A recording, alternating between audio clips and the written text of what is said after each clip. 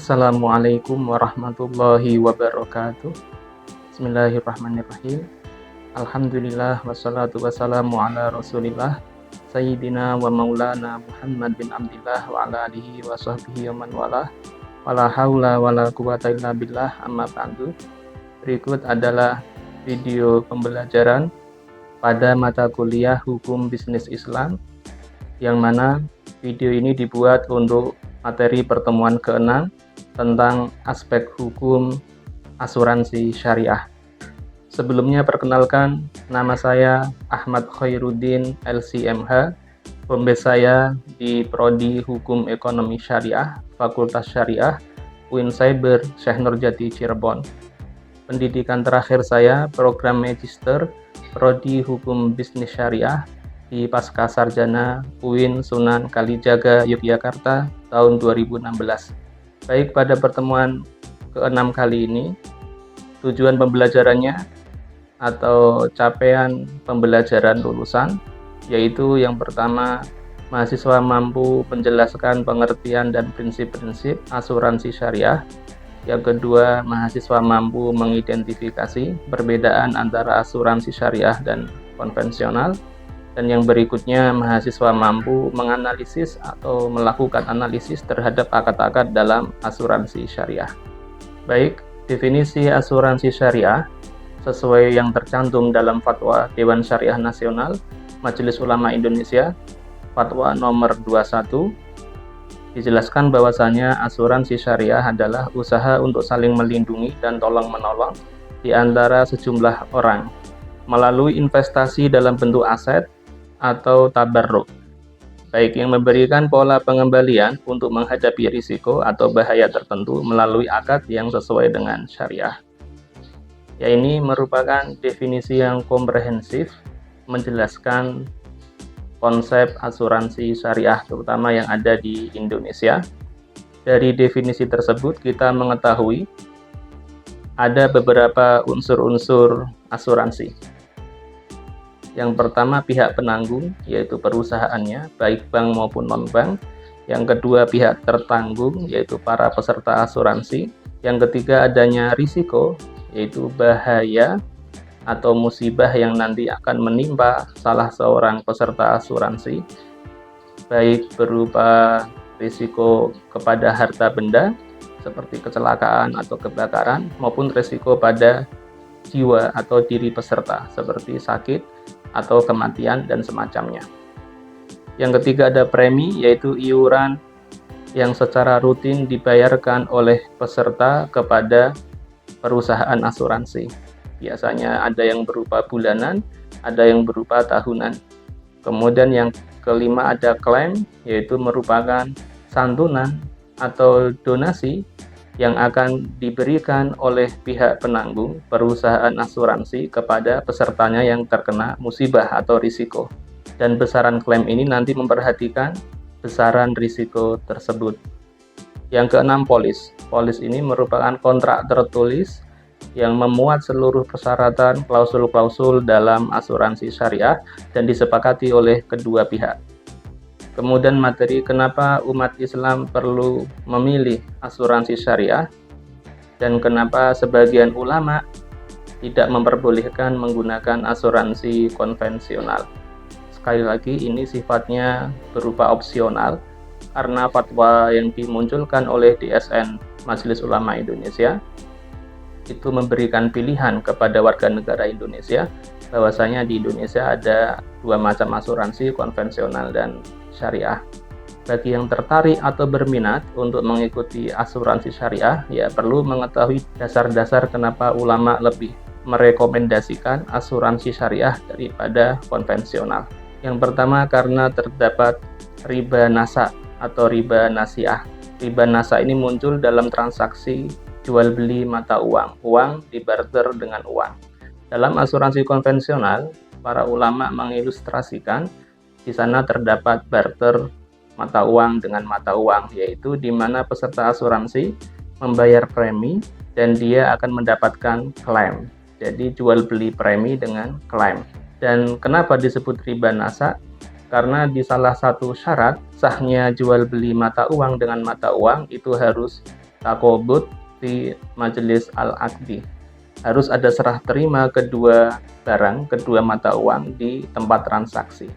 Sedangkan ketika nasabah membayarkan premi, dia di saat itu tidak sekaligus serta-merta langsung mendapatkan klaim. Dan klaimnya akan datang nanti, jauh hari, minggu depan, bulan depan, atau bahkan tahun depan, di saat terjadi risiko atau musibah yang menimpa peserta asuransi. Oleh karena itu, ini dikatakan sebagai riba nasa. Begitu pula ada riba fadl, ketika dua mata uang yang dibarterkan tersebut berbeda nominalnya. Misal, peserta asuransi baru membayar premi totalnya 5 juta. Namun dia bisa mendapatkan klaim totalnya 10 atau 20 atau bahkan ratusan juta. Di sini ada perbedaan nominal dan itu termasuk jual beli atau barter mata uang dengan mata uang yang terlarang ketika nominalnya berbeda. Dan alasan yang lain terdapat gharar atau spekulasi, yaitu pembayaran klaim asuransi tergantung pada adanya risiko yang belum pasti wujudnya. Apakah peserta asuransi itu nanti akan mendapatkan klaim? Itu belum jelas. Dan berapa klaim yang akan didapatkan peserta asuransi itu pun besarannya belum jelas. Dan sesuatu yang belum jelas dalam transaksi jual beli atau barter itu dinamakan gharar. Dalam artian, jika tidak ada risiko sampai masa kontrak habis, maka dana peserta premi itu akan hangus, sehingga premi dibayarkan dengan tanpa imbalan. Berikutnya, pada asuransi konvensional, lembaga asuransi tersebut akan menginvestasikan dana yang terkumpul dari peserta untuk investasi apapun.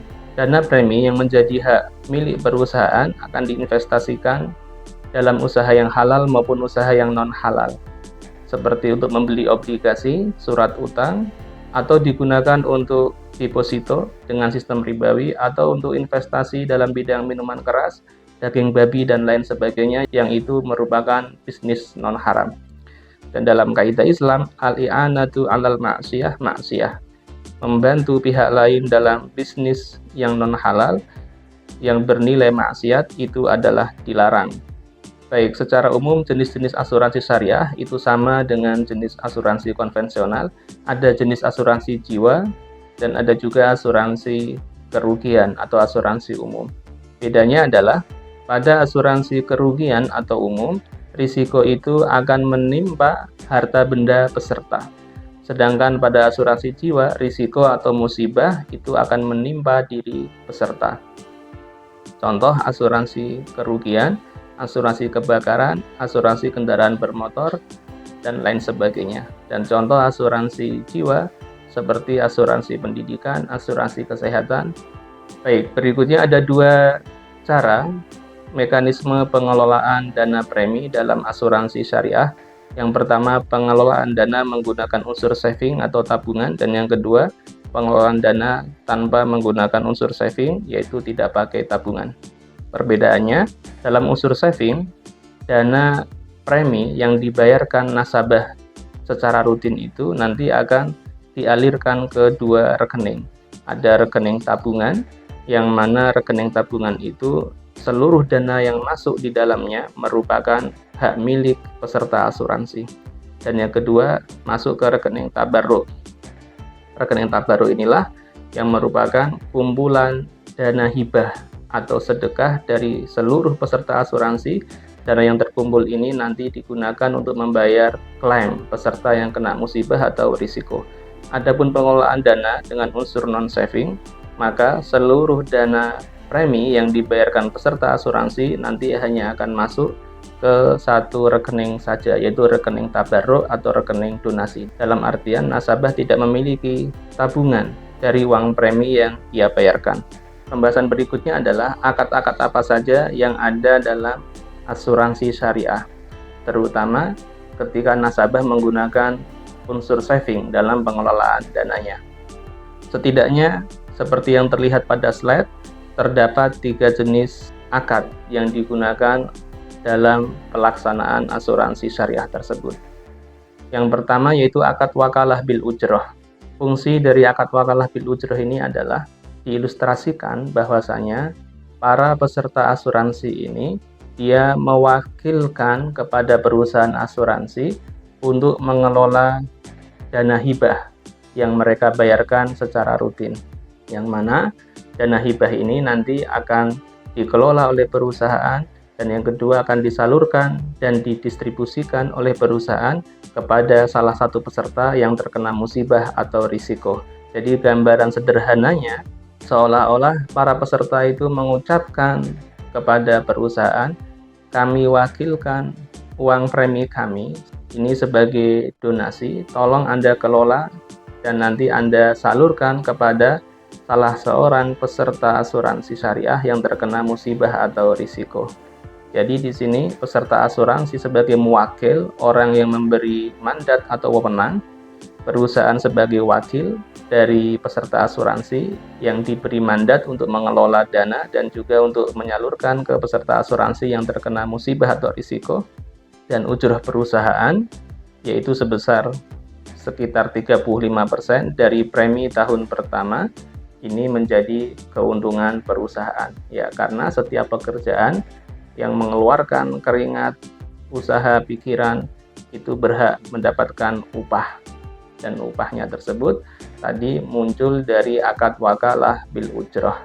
Yang kedua, adanya akad hibah, yaitu sebagian uang premi yang dibayarkan oleh peserta asuransi itu sebagiannya untuk dana hibah atau dana donasi, dan tentunya ini menggunakan akad hibah di mana peserta asuransi sebagai wahib, pihak yang memberi hibah, dan penerima hibah bukanlah perusahaan melainkan peserta lain yang mendapatkan risiko atau musibah, disebut sebagai mauhub lah penerima hibah.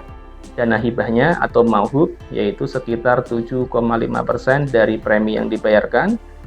Sedangkan perusahaan di sini posisinya tadi ya masih sama, yaitu hanya sebagai wakil dari para peserta. Kemudian yang ketiga ada akad mudharabah, yaitu akad investasi atau bisnis antara dua pihak, satu pihak sebagai pemodal dan pihak yang lain sebagai pengelola modal.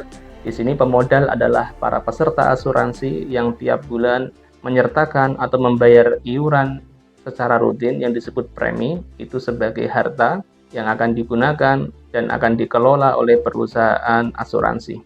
Jadi peserta sebagai pemodal atau sohibul mal dan perusahaan asuransi sebagai mudharib atau pengelola dana tersebut untuk investasi yang halal.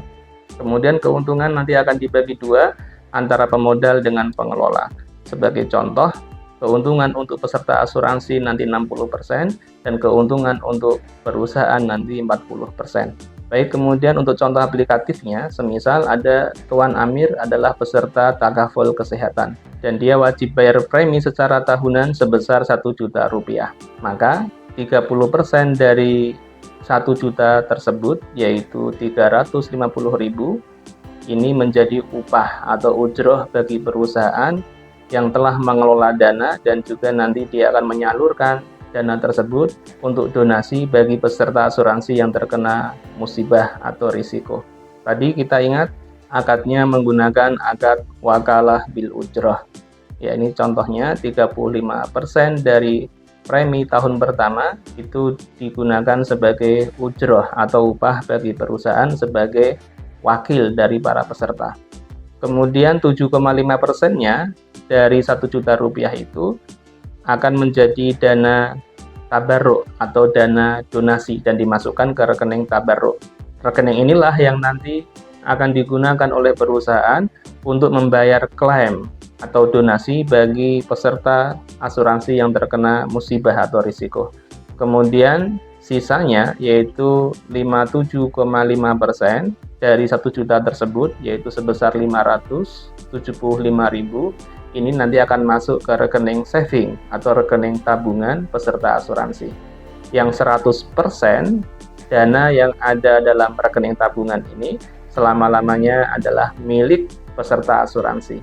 Yang apabila semisal peserta asuransi nanti mundur atau berhenti di tengah kontrak, dia tetap dapat menarik seluruh uang tabungannya yang terdapat pada rekening saving ini.